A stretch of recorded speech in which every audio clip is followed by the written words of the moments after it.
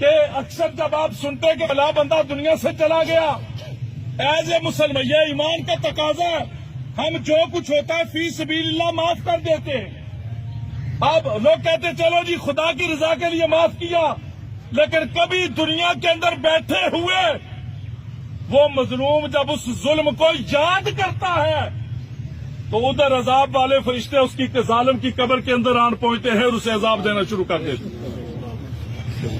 اس لیے حقوق اللہ تو وہ اس کے یہاں جائے گا، وہ دیکھے گا۔ پھر ہمارے یہاں ایک جنازے پہ حضرت اعلان کیا جاتا ہے کہ مرنے والے کے ذمے جو قرضہ ہے، ایک تو قرضہ ہوتا ہے نا جو آپ نے نقدی لیا، جیسے یہ ہمارے بھائی دنیا سے چلے گئے، ان کی سبزی کی دکان تھی، اب ان کے بھائی کہہ رہے تھے ان کے ظاہر ہے لین دین کے معاملات منڈی والوں کے ساتھ بھی ہوں گے، باقی لوگوں کے ساتھ بھی ہوں گے، بہت سارے معاملات ہوں گے۔ وقتی طور پر آپ ایسے کریں، اگر کہیں یہاں پہ ان کے جتنے لین دینے والے موجود ہیں وقتی طور پر آپ فی سبیل اللہ اسے معاف کر دیں۔ جنازے کے بعد ان کے بھائی موجود ہیں، اولاد موجود ہے، آپ ان کے ساتھ بیٹھے حساب کتاب لیں، اور آپ کو طلب کرنا تھا طلب بھی کر سکتے ہیں، دینا تھا دے بھی سکتے ہیں، لیکن یہ قرضہ تو اولاد چکا دے گی، آپ کا مالی قرضہ اولاد چکا دے گی۔ لیکن جس مظلوم پہ آپ ظلم کر کے چلے گئے، غور کریں وہ قرضہ کون چکائے گا؟ آپ کسی کی غیبت کر کے چلے گئے، وہ قرضہ کون چکائے گا؟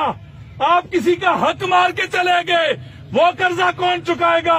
آپ نے کسی کا دل دکھایا، وہ ہمیں کیا پتا، دن کے اندر ہم سینکڑوں کام ایسے کرتے ہیں کہ جن کی وجہ سے کئی لوگوں کے دل دکھتے ہیں، کئی لوگوں کے دلوں کو تکلیف ہوتی ہے۔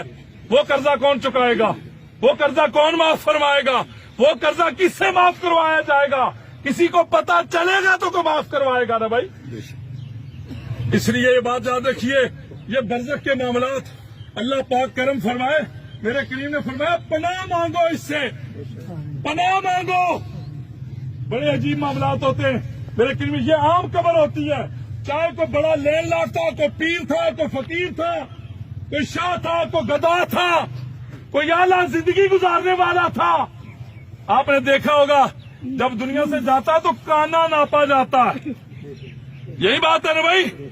کبھی ایسا ہوا کہ 5 کنال میں رہنے والا اس کی قبر بھی 5 کنال کے اندر کھودی جائے، اور 1 کوارٹر کے اندر رہنے والا اس کی قبر بھی چھوٹی کھودی جائے؟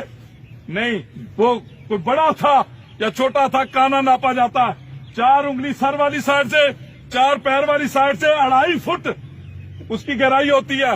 وہ ایک گڑھا کھود کے وہ پیر صاحب تھے تب، یا کوئی مانگ کے کھانے والا تھا تب، کوئی لگژری زندگی گزارنے والا تھا تب، یا جھونپڑی میں رہنے والا تھا تب اس کے اندر رکھ دیا جاتا ہے۔ اب اگلی بات سنیں، میرے کریم نے فرمایا وہ جو 2.5 فٹ کا گڑھا ہے، غور کیجئے گا، توجہ چاہوں گا آپ کی، میں بات کو کلوز کرنے لگا ہوں۔ وہ جو 2.5 فٹ کا گڑھا ہے، میرے کریم نے فرمایا یا تو اسے 70 گز مشرق اور مغرب کی طرف کھول دیا جاتا ہے اور جنت کی کھڑکیاں کھول دی جاتی ہیں، یا پھر اسے اتنا کلوز کر دیا جاتا ہے کہ مردے کی پسلیاں ایسے کراس ہو جاتی ہیں اور جہنم کی آگ، جہنم کے دروازے کھول دیے جاتے ہیں۔